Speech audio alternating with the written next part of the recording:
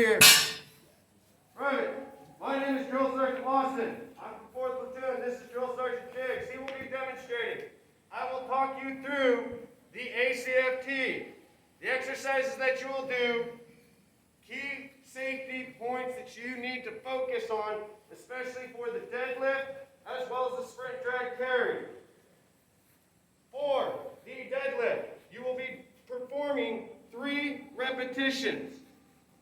You will step inside the hex bar.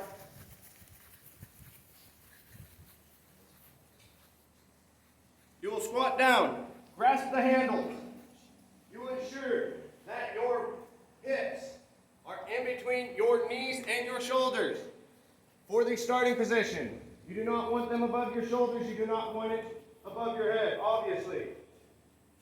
When you lift up, you will lift up, moving straight up, extending your hips forward, utilizing your glutes, hamstrings, as well as your quadriceps. One of the key points with this is most people do the wrong form and they activate most of their quadriceps as opposed to their glutes and their hamstrings. So when you're moving up, you get into the up position.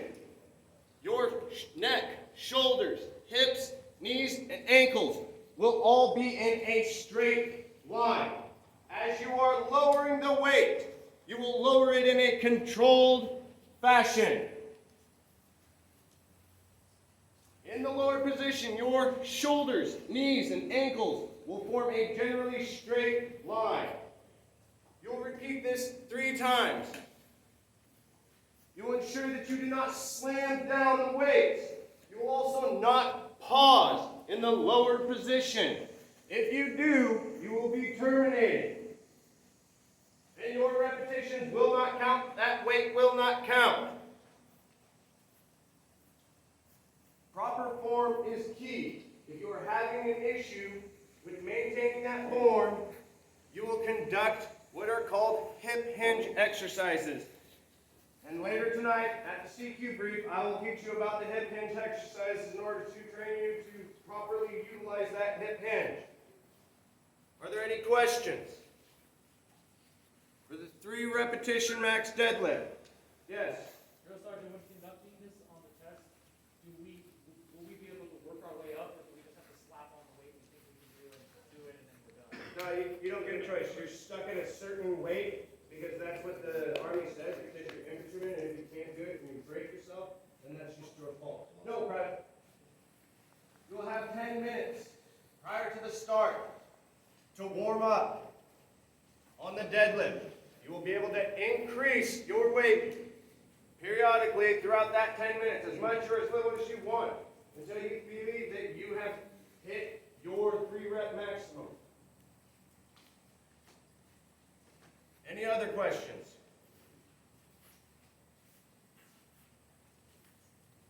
All right, moving on to the next exercise. Next exercise will be the standing power throw. Back up a little bit forward.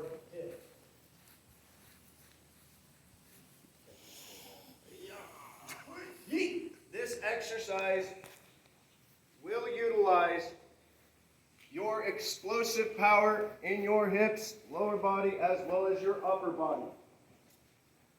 It will utilize a strength called this stretch shortening cycle, in which your muscles stretch out, and then when you contract them and shorten them, it'll add force and power to the throw, allowing you to throw further than you could normally just by throwing it over your head. You will start in front of the white line. Doesn't matter how far in front of the white line, but when you throw, you will not cross that white line. If you hop up into the air when you are throwing this, and you cross that white line, that will be a fault. You get 2 attempts to throw this. Best way you can do this is by utilizing that same technique that I was just talking about with the deadlift. With your hip hinge, squat down come back up explosively and bring the ball over your head and release it. You want to release it at about a 45-degree angle behind your head in that direction in order to maximize the distance that you will throw it. Watch this demonstration.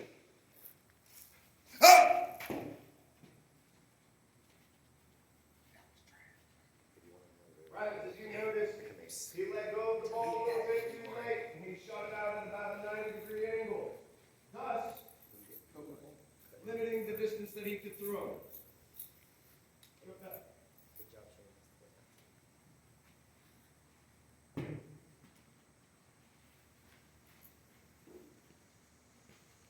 And now he'll attempt a second throw.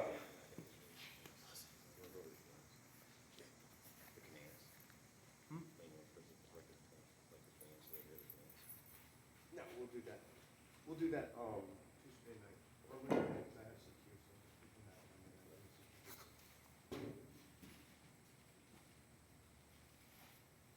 that. Right, you will have a grader out here. They will place a stake down and measure it on this measuring tape that we have right here to measure the distance that you go. Are there any questions at this point?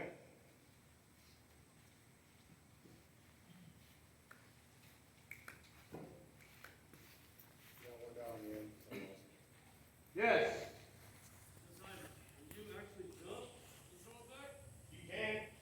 Based on your technique. It's based on your own individual technique. What feels more comfortable to you? If you do have such a large contraction, much greater contraction that it causes you to lift off the ground, 99% of the time you're going to wind up going further. Because that fucking momentum will transfer to the ball, allowing you to go further. Any other questions?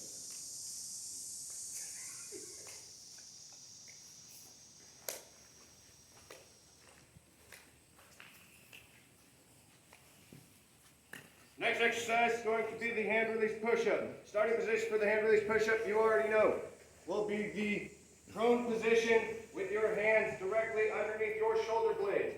Your index fingers will remain directly under your shoulder blades whenever they are in contact with the ground. In essence, whenever you're going up or down in motion. For this exercise, you will start in this position. On the command of go, you will raise yourself directly up. Your body will stay in a straight, rigid line. You will lower yourself down. Release your hands off of the ground. Stretch them out, fully extended. Bring them back underneath the shoulders. Once your hands come back underneath the shoulders, that will count as one repetition. If you do not raise yourself up in a generally straight line, or if you sag in the middle, well, no, if you don't raise yourself up in a generally straight line, that repetition will not count. Also, if your feet are more than 1 boot width apart, as such right here, that repetition will not count. If you sag in the middle or flex your back, that attempt will be terminated. You will no longer be conducting push-ups. No more. You're done. The only authorized rest position for this exercise is the front leaning rest position. You will have 2 minutes to complete this task. Are there any questions?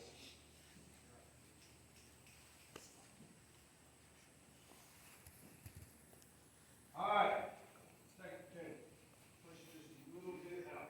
Make me push you at the end.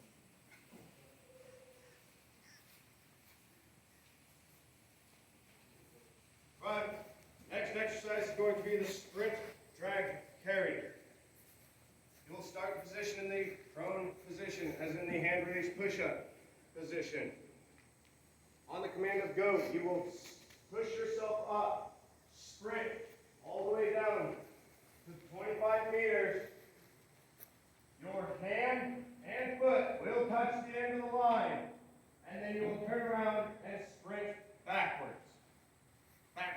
beginning. I had to clarify that one. As soon as you get back to the beginning, you will grab the sled.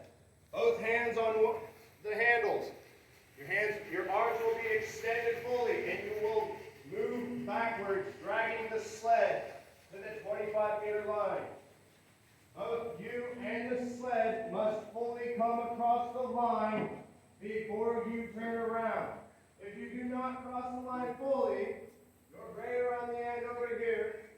We'll call you back, and you will have to come back, cross the line, and then turn around and go back.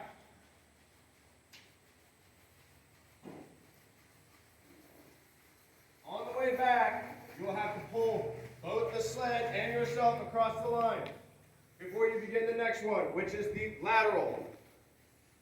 For the lateral, you will move laterally down the 25-meter stretch.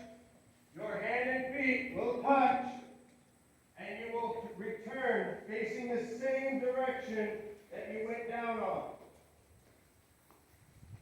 Once you get back, you will pick up the kettlebells, and you will do your farmer's carry, which means you will carry these kettlebells down to the end of the 25-meter lane.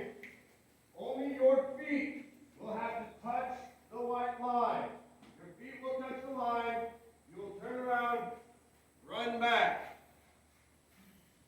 Once you get back to the starting line, you will place the kettlebells down. You will not drop them. You will control their descent and place them down. Once you hit that point, you will turn around and you will sprint once more to the end. Hand and feet will touch the line. Then you will turn around and sprint back. At the end of that, the sprint drag carry will be complete. Few notes on this. While you are doing the sprint drag carry, you are dragging the sled. Once you get close to that line, a lot of people have a habit of jerking the sled to try and jerk it across the line before it would normally reach the cross line. You are not allowed to do that. You have to pull it all the way across the line due to the fact that if you are jerking in such a manner, it can cause injury, especially due to the fact that you are pulling and trying to turn at the same time. So just for your safety that you do not do it, you will wind up hurting yourself, and then we will laugh, because then you'll get recycled. All because you wanted to cheat. Are there any questions on the sprint drag carry? Yes. Roughly how much weight is on the drag portion? I don't know, probably 245-pound plates. 90 pounds probably. Any other questions? You going to abs? Enough weight that you have to drag. That's what, how much weight, yes. Are you allowed to jerk it down the lane? No jerking. You can only jerk it in the shower.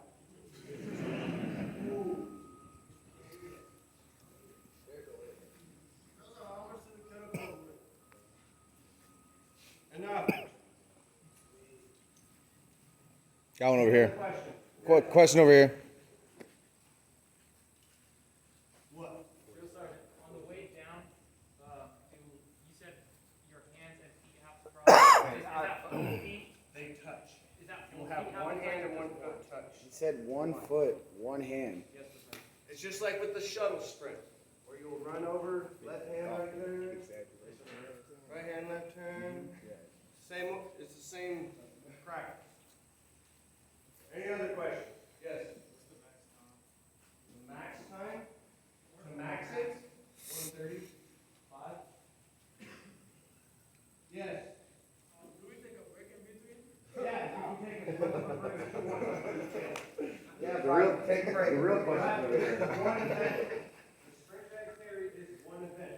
You have to complete the entire rotation of all the exercises before your time is finished and before you can get your score. If you stop and you rest while you are doing this in between any of these, it will only increase the time. You will fail.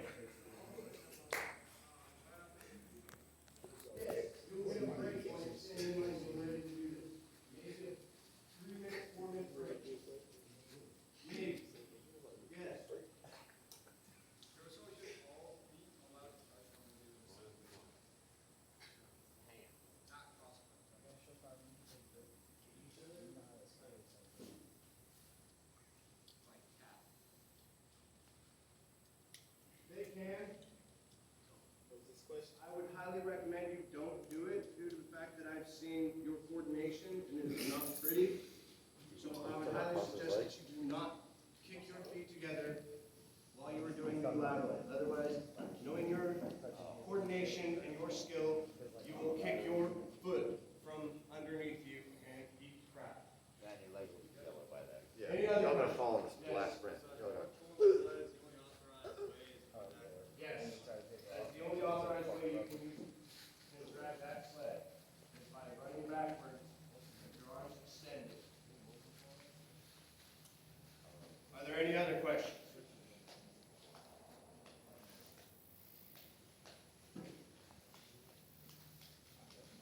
All right. Moving on to the next exercise. Oh, I needed that. Boom. All right, private. The next exercise See, turn so you can see. will be. Come on, everybody in second and fourth, sit down. Sit down. Get away from the ball. Get away from the ball. Get 6 feet away from it. Get 6 feet. Next exercise will be the leg tuck. While you are getting ready for the leg tuck, you will mount the bar. You will always use the pegs or the brackets that are on the inside of the pull-up bar. You will mount the bar with a crossover grip, which means one hand's going one way, the other hand will go the other way. It does not matter which one is in the front and which one is in the rear. But you will have the alternating grip. Your back will be facing the bar, the beam, the support beam of the pull-up bar. On the command of go, you will start in a dead hang. That means that your arms will be fully extended and your legs will be fully extended.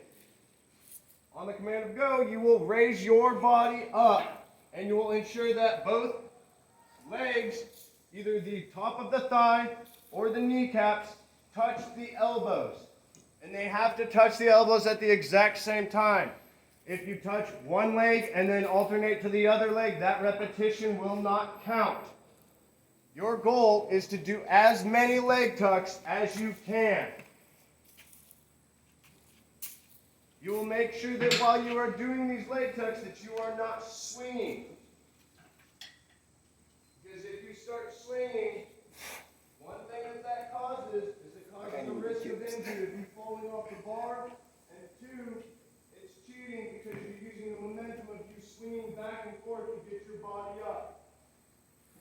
So it's unauthorized. Are there any questions on the leg tuck?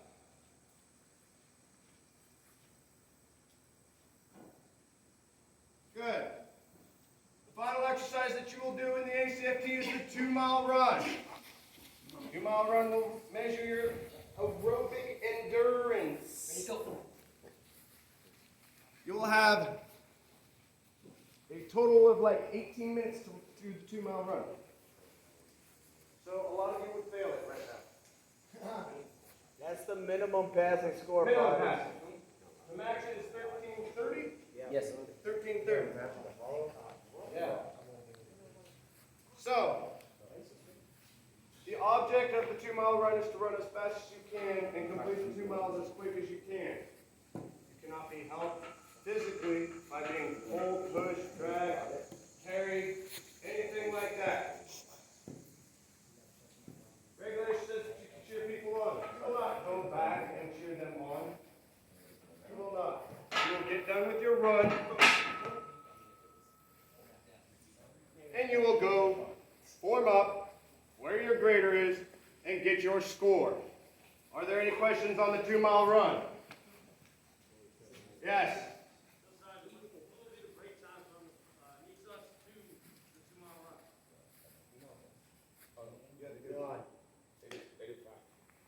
Why?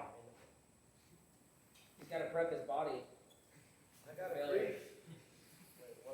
Right. You will get 15 minutes from the time the last person conducts the leg tuck to the time that we begin the 2 miles. Ideally, given time constraints, you may have to finish a little bit early.